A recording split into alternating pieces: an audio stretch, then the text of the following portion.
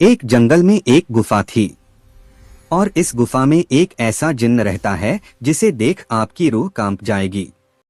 उसके बारे में बहुत कम लोग जानते थे और जो लोग जानते थे वह उस गुफा में कभी भी कदम नहीं रखते थे।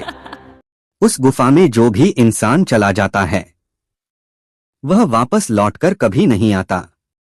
ऐसे ही एक बेहद खूबसूरत लालची लड़की अपनी किस्मत आजमाने वहां जाती है। वह जिन्न दौलत से उसे मालामाल कर देता है। सोना चांदी हीरे जवाहरात सब कुछ देता है, लेकिन बदले में वह कुछ ऐसा मांगता है जिसे सुनकर आपकी आंखों में आंसू आ जाएंगे।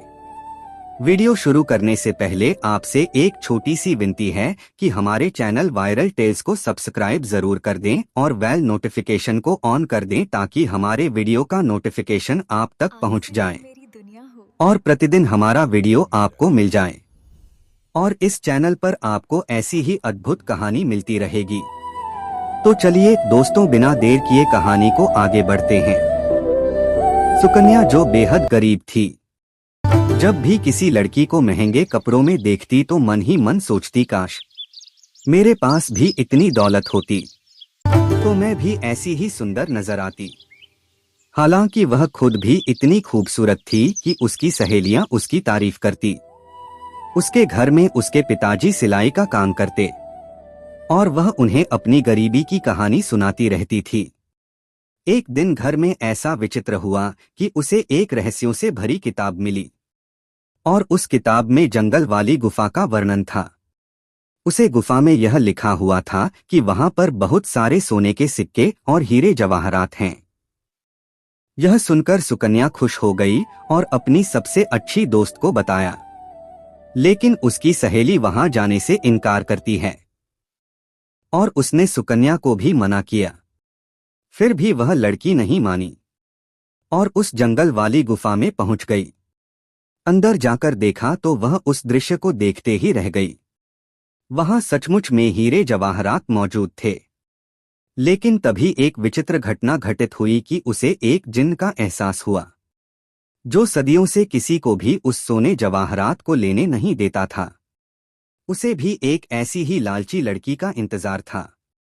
सुकन्या ने उसे देखा तो वह डर गई। उसका पूरा बदन चमक रहा था और वह भयानक था, लेकिन सोने के सिक्कों पर उसका ज्यादा ध्यान था।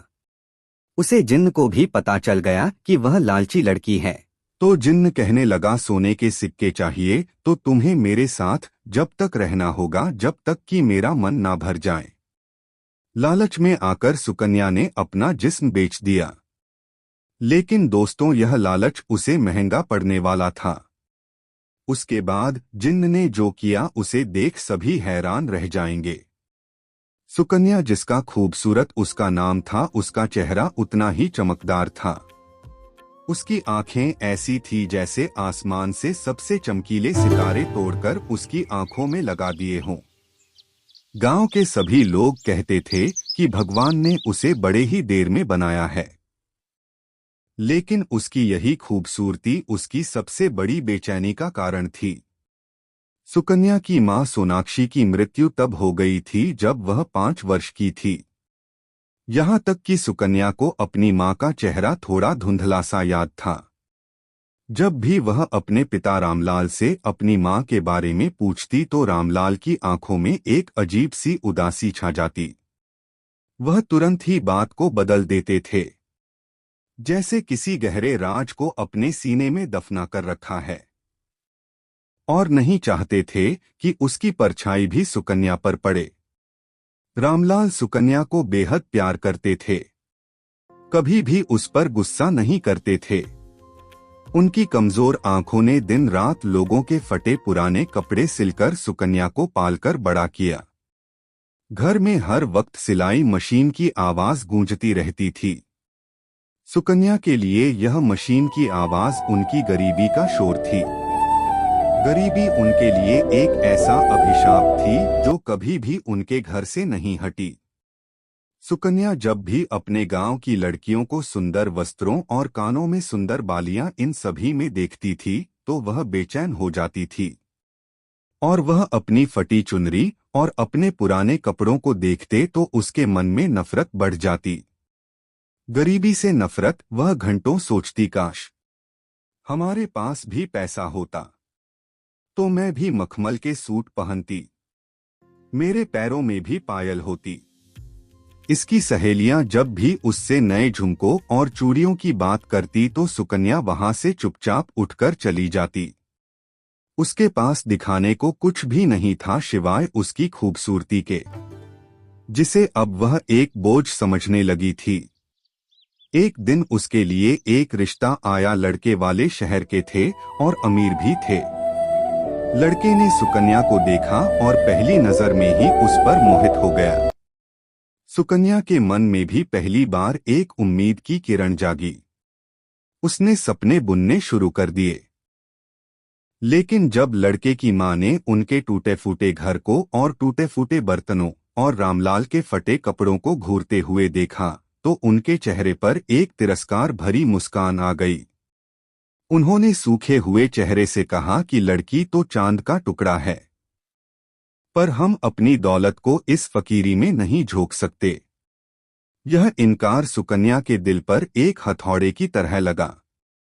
उस दिन वह इतनी रोई कि उसकी आंखें सूज गई। उसने अपने पिता से कहा कि हम इतने गरीब क्यों हैं? आप कब तक इन फटे पुराने कपड़ों में रहेंगे? इस सिलाई मशीन की खटखट ने हमें क्या दिया है सिवाय इस घुटन और बेइज्जती के? रामलाल ने उसे अपने पास बैठाया। उनकी आंखों में आंसू थे। उन्होंने सुकन्या के सिर पर हाथ फेरकर कहा, बेटी, ज्यादा लालच अच्छा नहीं होता। ईश्वर ने हमें जितना दिया है उसी में संतोष करना सीखो। यही लालच तुम्हारी मां की वजह बना था। यह कहकर वह चुप हो गया।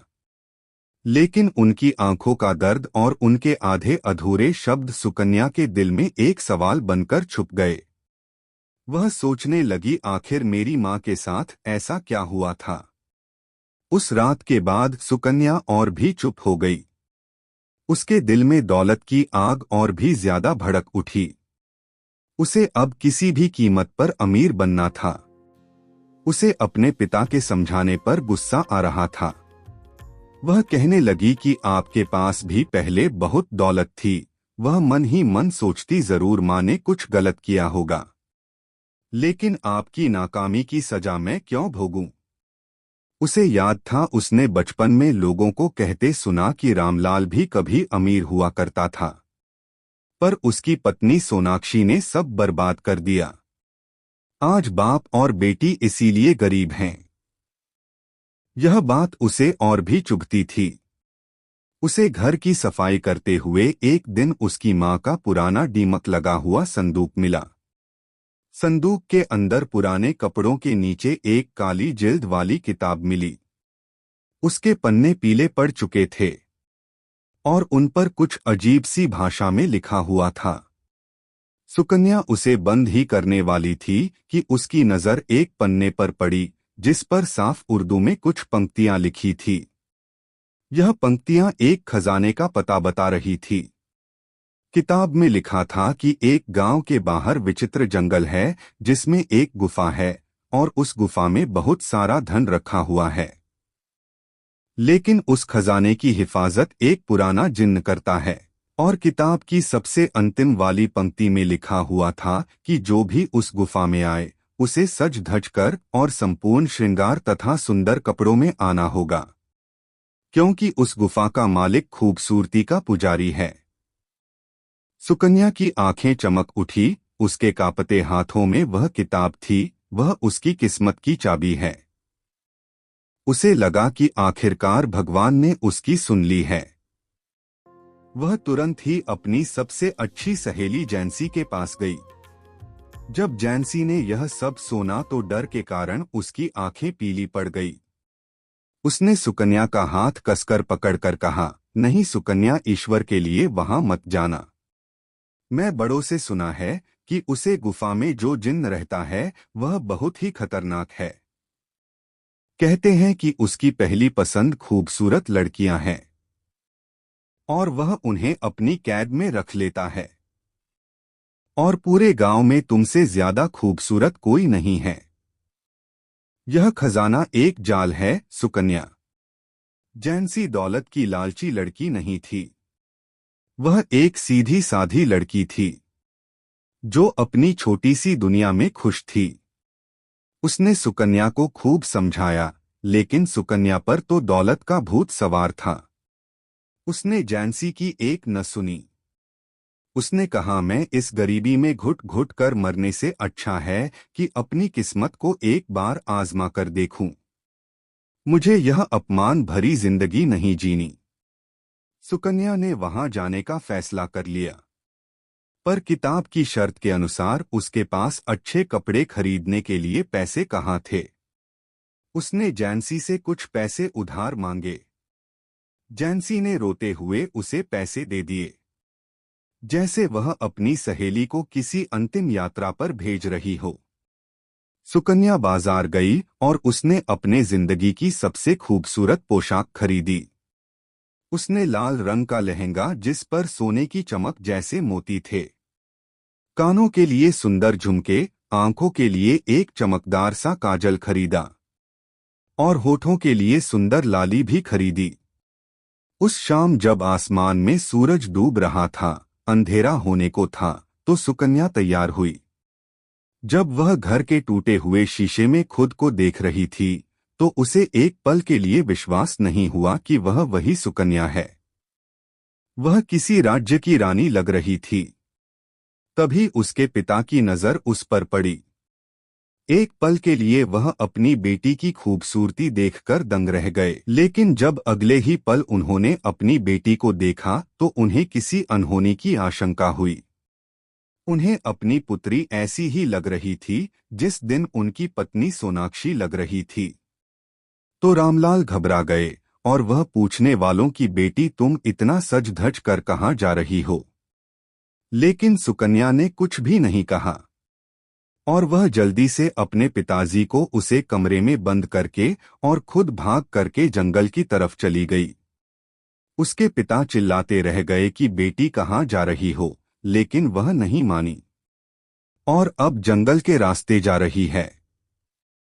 दोस्तों, वह उस गुफा में पहुंच गई। अब उस गुफा में उसके साथ क्या होता है, यह हम आपको अगले भाग में सुनाएंगे। भाग 2 सुनने के लिए तैयार रहे और चैनल को सब्सक्राइब